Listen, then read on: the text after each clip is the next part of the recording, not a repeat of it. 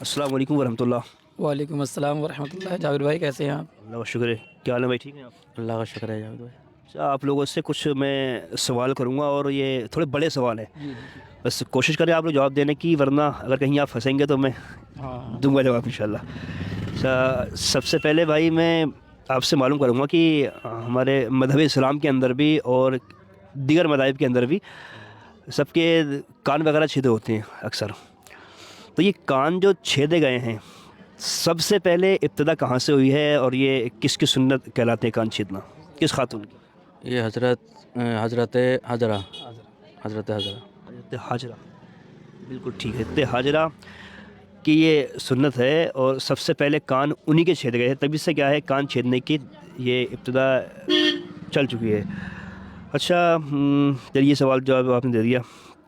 آپ کو یہ معلوم ہے کہ ہم جب سجدے میں جاتے ہیں تو کیا پڑھتے کیا ہیں؟ سبحان ربی الاعلیٰ۔ سبحان ربی الاعلیٰ، ماشاء اللہ۔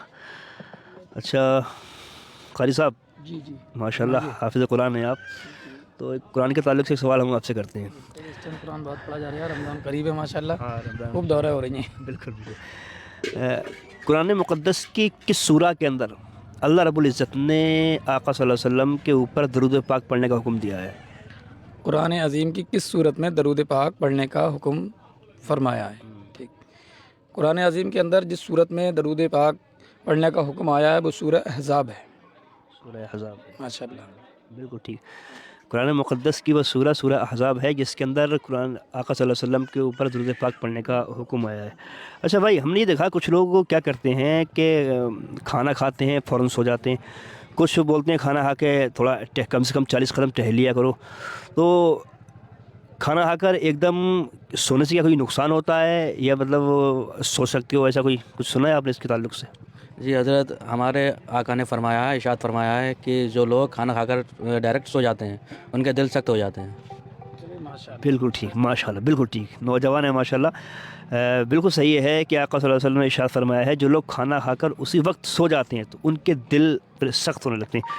اچھا قاری صاحب، وہ کون سے اللہ کے نبی ہیں جن کی بارگاہ میں روز 50,000 لوگ جمع ہوتے تھے، مریض 50,000 اور شفا ملتی تھی؟ کس نبی کی بارگاہ میں روز کے 50,000 لوگ جمع ہوتے تھے؟ سوال ہے آپ کا وہ کون سے نبی تھے جن کی بارگاہ میں مطلب روز 50,000 جو ہے لوگ جمع ہوتے تھے مریض، ہاں، اور ان کو شفا بھی حاصل ہوتی تھی؟ مجھے جہاں تک نالج ہے اور جہاں تک میں نے سن رکھا ہے تو حضرت عیسیٰ علیہ السلام کے زمانے میں جو تھے ہر روز 50,000 لوگ آپ کے یہاں جمع ہو جایا کرتے تھے اور سب کو ماشاءاللہ اللہ رب العزت کی عطا سے شفا بھی حاصل ہوتی تھی۔ آپ دونوں میں سے کوئی بتائے گا قرآن مقدس کی وہ کون سی سورہ ہے جس کے بغیر نماز ہوگی نہیں؟ سورہ فاتحہ۔ جی، سورہ فاتحہ۔ سورہ فاتحہ، ماشاء اللہ، سورہ فاتحہ جس کے بغیر نماز ہوگی نہیں۔ اچھا، ایک سوال میں اور کر لیتا ہوں آپ لوگوں سے۔ کچھ لوگ کہتے ہیں کہ شادی کے بعد میں بیوی کو مائکے 1 مہینے سے پہلے جانا نہیں چاہیے، کچھ کہتے ہیں کہ 15 دن کے اندر جانا چاہیے، کچھ کہتے ہیں صاحب کم سے کم 2 مہینے سسرال میں رکے تبھی جانا چاہیے، مائکے نہیں جانا چاہیے۔ اس کے تعلق سے کچھ کہیں گے آپ؟ کچھ نہیں کہنا کیا، جس میں زیادہ سہولتیں ہیں اور گھر پہ زیادہ سکون رہے اور دونوں جس چیز میں راضی ہوں وہی کام کرنا چاہیے۔ اس میں کوئی قید نہیں ہے کہ 1 مہینے جائے یا 15 دن میں جائے یا 1 ہفتے میں جائے۔ جی حضرت اس میں تو خیر ایسا ہوتا ہے نا، جیسے کہ کسی کی وائف گھر پہ آتی ہے تو اس کو اچھا نہیں لگتا، اس لیے کیا نام لے تھوڑا اپنا من بہلانے کے لیے جاتی ہیں گھر پہ، تو ایسی کوئی دقت والی بات نہیں ہے، جا سکتی ہیں اور آ بھی سکتی ہیں۔ اچھا، شریعت کا کچھ معاملہ ہے اس میں؟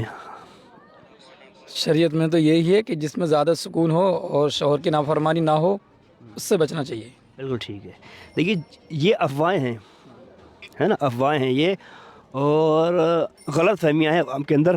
کچھ لوگ کہتے ہیں کہ صاحب کم سے کم بیوی کو 1 مہینہ سسرال میں رکھنا چاہیے، اس کے بعد میں ہی مائکے جانا چاہیے۔ ایسا کچھ نہیں ہے، وہ جب چاہے جا سکتی ہے، لیکن اجازت شوہر کی ہونی چاہیے۔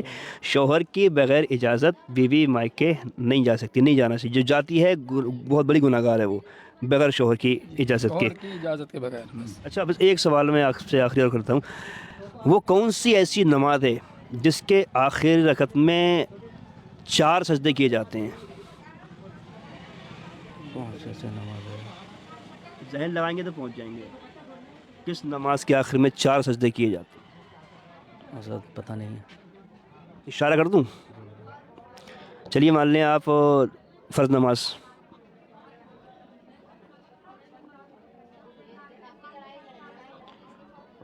چار سجدے کیے جاتے ہیں. جی میرے ذہن میں بھی نہیں ہے. ذہنی آزمائش ہے ہاں، ذہن میں اور آپ کو پتہ بھی ہے لیکن آپ پہنچ ہی نہیں پا رہے ہیں. چیزیں ایسی ہوتی ہیں ایک دم جب آپ سوال کریں گے پوچھیں گے تو ذہن پہ نہیں آتی ہیں. اچھا اس سوال کو تھوڑا سا بڑھاتا ہوں میں. اگر ہم سے نماز میں کوئی واجب چھوٹ جائے کیا کرنا چاہیے ہمیں؟ سجدہ صاحب. سجدہ صاحب جب پڑھیں گے لاسٹ میں کیا ہے اس رکعت کے اندر؟ کیا بات ہے. 4 ہوتے نہیں ہوتے ہیں. جابر بھائی تم بھی ماشاءاللہ بہت اچھی طریقے سے لوگوں کو پھنساتے ہو. یعنی میرے پاس ذہن لگانے کی دیر ہے. جب کوئی واجب چھوٹتا ہے سجدہ صاحب پڑھتے ہیں تو یہ حکم ہے آخری رکعت میں 2 سجدے میں کیے بیٹھ کے تحیات وغیرہ پڑھی. یہ ذہن میں آئے گا ہی نہیں بندے کے کہ آئے گا ہی مطلب نہیں. ایسی کون سی رکعت ہے جس میں 4 سجدے ہوتے سجدے ہوتے ہیں ہوتی نہیں کسی میں لیکن بس سجدہ صاحب جب کیا جاتا ہے تو وہ 4 سجدے کیے جاتے ہیں. بہرحال دوستو ہمارا کام تھا سوال کرنا, ان کا کام تھا جواب دینا. آپ لوگوں کا کام ہے ویڈیو کو زیادہ سے زیادہ شیئر کرنا صاحب. بالکل طوفان بنا دو ویڈیو کو, اڑا دو, دوسروں تک پہنچا دو ویڈیو. لوگ جب دیکھیں گے ویڈیو کو تو ان کو نالج ملے گی, ان کے علم میں اضافہ ہوگا. ٹھیک ہے.